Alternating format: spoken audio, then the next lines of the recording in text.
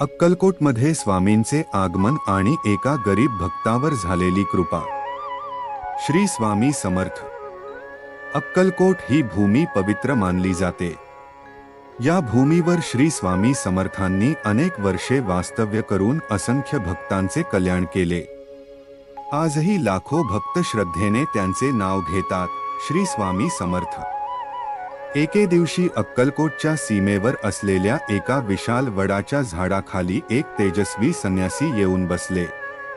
अंगावर साधे भगवे वस्त्र, लांब बाहू, तेजस्वी डोळे आणि चेहऱ्यावर विलक्षण शांतता। त्यांना पाहणारा प्रत्येक जण नकळत त्यांच्या चरणी नतमस्तक होत होता। गावातील काही लोक त्यांच्या जवळ गेले। महाराज, आपण कोण? कुठून आलात? स्वामी फक्त मंद हसले। काही वेळ शांत बसून ते म्हणाले, जो परमेश्वरावर विश्वास ठेवतो त्याचे रक्षण परमेश्वर स्वतः करतो। इतके बोलून ते पुन्हा ध्यानात मग्न झाले। त्या दिवसापासून गावात या तेजस्वी महात्म्याची चर्चा सुरू झाली। सकाळपासून संध्याकाळपर्यंत लोक त्यांच्या दर्शनासाठी येऊ लागले। कोणी फळे आणत, कोणी दूध, तर कोणी फक्त श्रद्धेने नमस्कार करून जात असे। त्याच गावात गोविंदा नावाचा एक गरीब शेतकरी राहत होता। 2 एकर कोरडवाहू जमीन, घरात वृद्ध आई, पत्नी आणि 2 लहान मुले। अनेक वर्षे दुष्काळामुळे शेतीचे नुकसान झाले होते। कर्ज वाढत होते। घरात अन्नाचीही टंचाई होती। एक दिवस पत्नी म्हणाली, तुम्ही त्या महात्म्यांचे दर्शन घेऊन या, कदाचित आपले दुःख कमी होईल। गोविंदा दुसऱ्या दिवशी पहाटेच स्वामींच्या दर्शनाला गेला।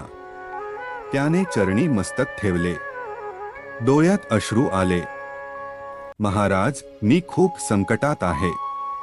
शेती होत नाही, कर्ज फेडता येत नाही, मुलांना पोटभर अन्न देता येत नाही। स्वामी काही क्षण त्याच्याकडे पाहत राहिले। नंतर शांत स्वरात म्हणाले, कष्ट सोडू नकोस, श्रद्धा ठेव, आळस करू नकोस, देव योग्य वेळी फळ देतो। गोविंदाने नमस्कार केला। त्याला कोणताही चमत्कार दिसला नाही, पण स्वामींच्या शब्दांनी त्याच्या मनात नवी उमेद जागी झाली। तो रोज पहाटे उठून शेतात मेहनत करू लागला। जमिनीची मशागत केली, तण काढले, पाण्याची व्यवस्था केली, देवाचे नामस्मरण करत काम करू लागला। काही दिवसांनी काळे ढग दाटून आले। अनेक महिन्यांनी जोरदार पाऊस पडला। कोरडी जमीन हिरवीगार झाली। पिके जोमाने वाढू लागली। गावातील लोक आश्चर्याने म्हणू लागले, गोविंदाच्या शेतात तर सोनं पिकलं आहे। कापणीच्या वेळी इतके भरघोस पीक आले की त्याने सर्व कर्ज फेडले। घरात धान्य भरले। आईच्या चेहऱ्यावर समाधान आले। मुलांच्या चेहऱ्यावर आनंद फुलला। गोविंदा लगेच अक्कलकोटला गेला।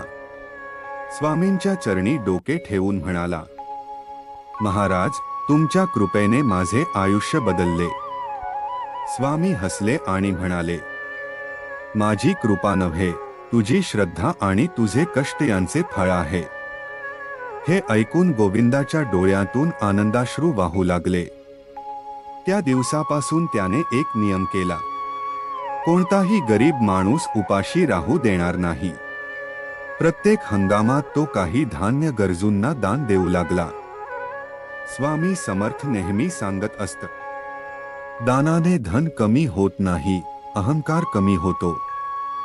हळूहळू स्वामींची कीर्ती सर्वदूर पसरली। दूरदूरच्या गावातून लोक दर्शनासाठी येऊ लागले। कोणी आजारातून मुक्ती मागत असे, कोणी संसारातील दुःखातून मार्ग मागत असे, तर कोणी फक्त त्यांच्या चरणी बसून शांततेचा अनुभव घेत असे। स्वामी प्रत्येकाला त्यांच्या कर्मानुसार मार्गदर्शन करत। ते कधी कठोर बोलत, तर कधी प्रेमाने समजावत, पण त्यांच्या प्रत्येक शब्दामागे भक्तांचे कल्याण दडलेले असे। आजही लाखो भक्त श्रद्धेने म्हणतात, भिवू नकोस, मी तुझ्या पाठीशी आहे। हा संदेश प्रत्येक भक्ताला धैर्य देतो. संकट कितीही मोठे असले तरी श्रद्धा, प्रामाणिकपणा आणि परिश्रम यांची साथ कधी सोडू नये, हीच या प्रसंगाची शिकवण आहे. श्री स्वामी समर्थ महाराज की जय.